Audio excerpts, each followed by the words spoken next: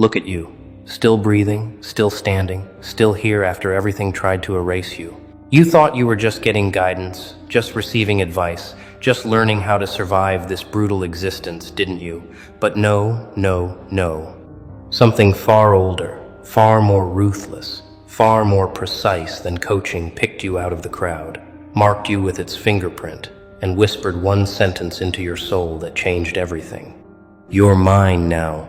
And whatever claimed you, whatever staked its territory in your chest, whatever branded you with that invisible crown, it has never, not once, not ever in the history of existence, taken a loss. Let that sink in while the weak ones keep scrolling, because if you're still here, if you're still watching, it means you felt it too. That shift, that knowing, that terrifying, beautiful, undeniable truth that you were never meant to just survive. You were selected to dominate, and the force that chose you doesn't negotiate, doesn't compromise, doesn't retreat, and sure as hell doesn't lose. You know what's funny, tragic, and poetic all at once? Most people think they're in control of their destiny, that they woke up one day and decided to become great, that they chose the path of discipline and power. But you know different because you didn't choose this life chose you. You didn't wake up craving the fire woke you up by burning through every false identity you tried to hide behind. You didn't ask for the pressure, the isolation, the betrayals that carved out your insides and left you hollow enough to be filled with something eternal. No, you were drafted, conscripted, pulled into a war you didn't even know was happening until you realized everyone around you was still asleep while you were bleeding awake. And here's the kicker. The thing that chose you didn't pick you because you were strong. It picked you because you were breakable enough to be rebuilt, raw enough to be reshaped, empty enough to be inhabited by a power that doesn't fit inside ordinary people. They looked at you and saw potential, saw talent, saw someone who could be molded with a little coaching, a little mentorship, a little guidance from people who claim they've walked the path before. And sure, you listened, you absorbed, you applied every piece of advice like it was scripture, didn't you? But deep down, beneath the notes and the strategies and the motivational quotes, something else was happening.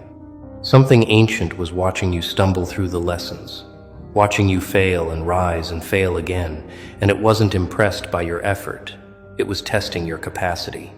Not your capacity to succeed, but your capacity to endure the kind of transformation that kills weaker souls. Because coaching teaches you how to play the game, but what chose you doesn't care about games. It cares about domination, about legacy, about turning you into a force so undeniable that reality itself has to bend when you walk into a room. And you felt it, didn't you? That moment when the lessons stopped being external and started becoming internal, when the advice stopped coming from voices outside and started echoing from a place so deep inside you that it didn't even sound like your own thoughts anymore. Let's talk about the others for a second. The ones who got the same coaching, attended the same seminars, read the same books, followed the same blueprint. Where are they now? Still posting motivational quotes while their lives crumble in private. Still talking about consistency while skipping the hard days. Still pretending they're on the path while making excuses for why they haven't moved an inch in 3 years. And you know why? Because they got coaching. That's it. Just coaching, information, strategies, techniques. But they were never chosen, never marked, never possessed by the thing that refuses to let you quit, even when quitting would feel like mercy. You see, coaching can improve you, but it can't transform you. Coaching can sharpen your skills, but it can't forge your spirit in the furnace of pure suffering until you come out forged in something indestructible. Coaching gives you tools, but what chose you gave you a mandate. Either become unbreakable or be destroyed trying. And here you are, unbroken, undefeated, unstoppable. Not because you followed the steps, but because something inside you won't let you lose. The moment it chose you, everything changed. People started treating you differently without knowing why. Opportunities appeared out of nowhere, not because you were lucky, but because luck is what weak people call alignment. Obstacles that would have crushed you 3 years ago now barely slow you down, not because they got easier, but because you got denser, heavier, harder to move. You stopped needing validation because the thing inside you validates itself through your existence. You stopped fearing rejection because rejection is just reality protecting itself from what's coming. You stopped explaining yourself because explanations are for people who need permission. And you stopped asking for permission the day you were claimed. And the wildest part? You can't even remember the exact moment it happened. Was it during that breakdown at 3 a.m. when you begged for it to stop? Was it the day you lost everything and realized you were still standing? Was it the betrayal that should have destroyed you but instead stripped away every fake layer until only the core remained? You don't know, but it knows. And it's been running your life ever since. Here's what they don't tell you about being chosen. It's not a blessing. Not at first. At first, it's a curse, disguised as chaos. It isolates you from everyone who used to understand you because they can't recognize what you're becoming. It destroys your old life, your old relationships, your old identity. Not out of cruelty, but out of necessity. Because where you're going, those things can't follow.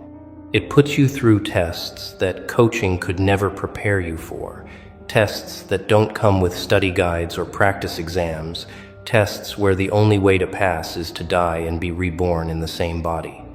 And you passed every single one. Not perfectly, not gracefully, but you passed.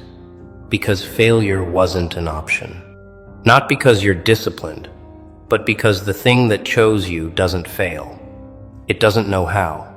It's never learned. In its entire existence across time, across dimensions, across every soul it's ever inhabited, it has never taken a loss, and now it lives in you. Feel that weight yet? Feel that responsibility? Feel that terrifying, exhilarating, suffocating realization that you can't lose because you're not fighting alone anymore? They tried to coach you. They gave you frameworks, systems, morning routines, goal-setting strategies, productivity hacks. And sure, you used them. You implemented them. You got results. But let's be honest, those results weren't because of the coaching. They were because something inside you took those tools and weaponized them in ways the coaches never imagined. You didn't just apply the lessons. You absorbed them, mutated them, combined them with something primal that no seminar could teach. You turned advice into instinct, strategies into reflexes, knowledge into power. And that's the difference between someone who got coached and someone who got chosen. Coached people need reminders. Chosen people are the reminder. Coached people need accountability. Chosen people hold themselves to standards that would break their coaches. Coached people celebrate small wins. Chosen people don't celebrate until the entire war is won, and even then, they're already planning the next conquest. You're not better than them because you're smarter or more talented. You're different because you're occupied by something that refuses to settle for anything less than total victory. Let me tell you what happens when you're chosen by something undefeated. First, you stop losing to yourself. The procrastination, the self-doubt, the internal negotiations about whether you really need to do the hard thing today, all of that dies. Not because you develop willpower, but because the thing inside you doesn't recognize those concepts as valid.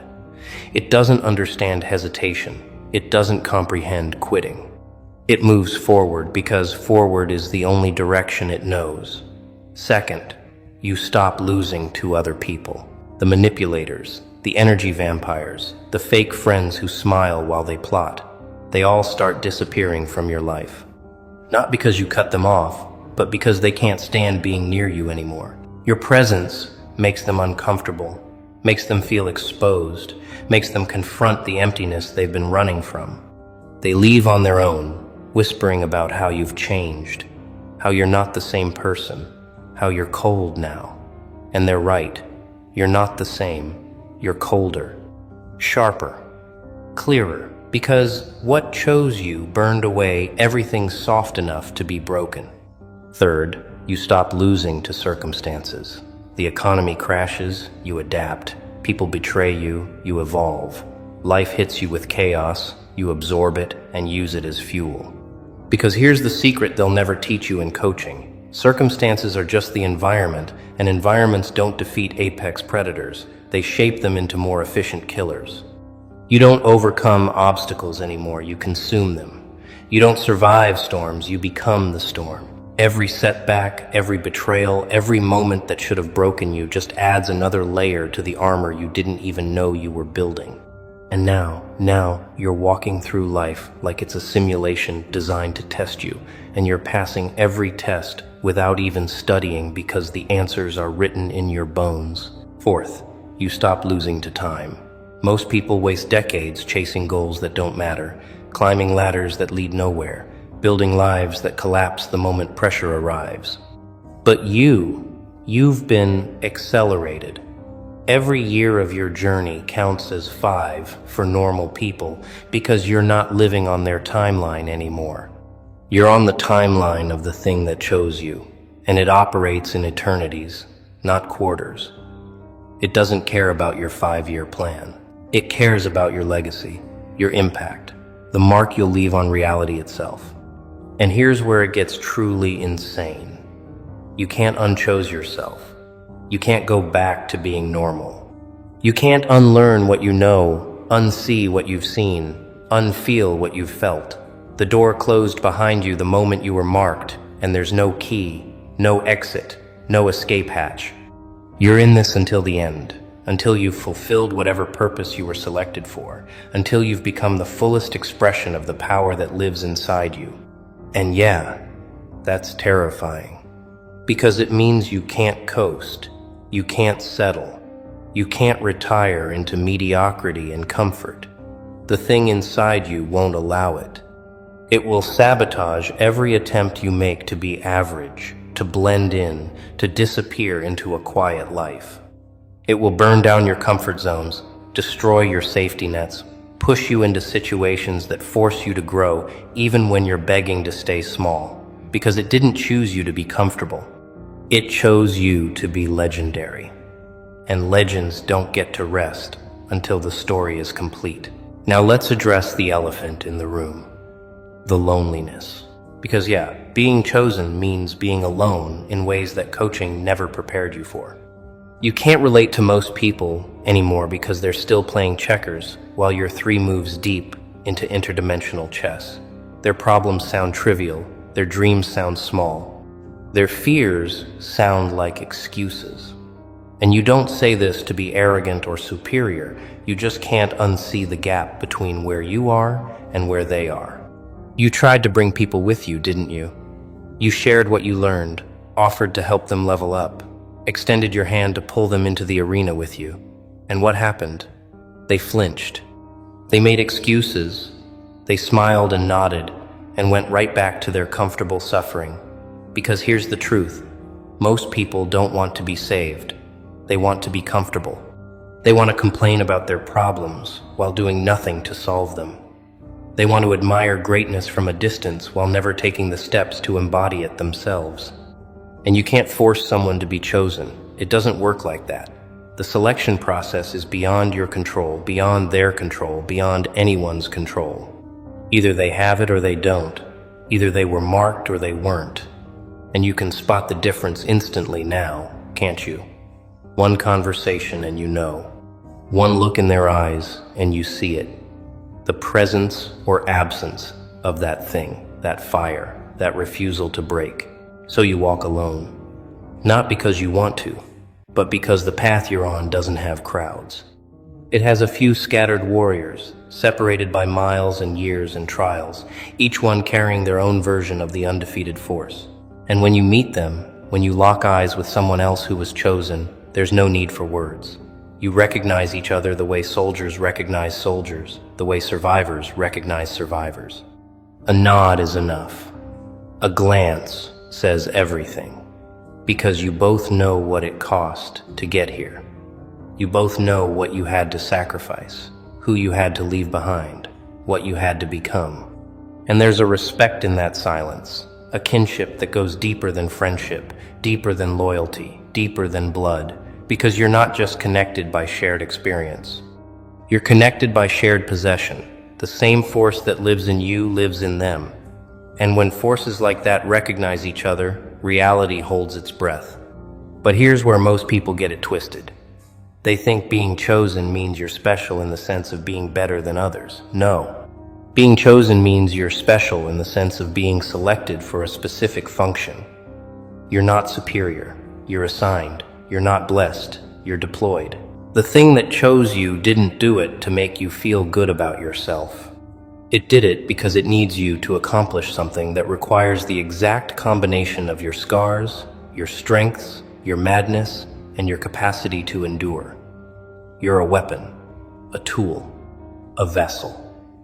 And the moment you start thinking you're chosen because you're inherently deserving, the moment you start getting arrogant about it, that's when you lose the plot.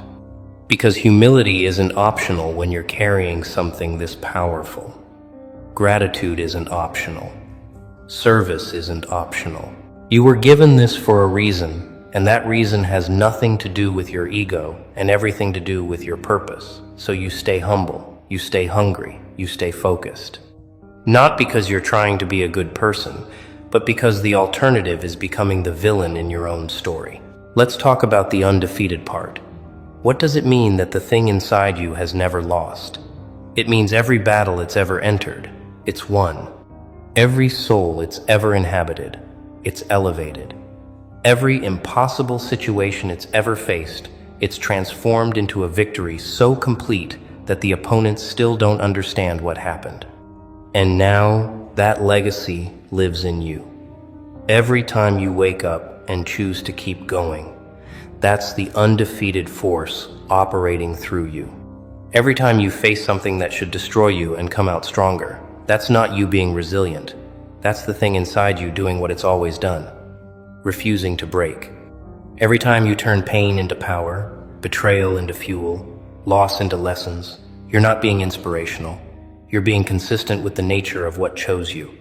Because it doesn't know how to lose. It doesn't have that programming.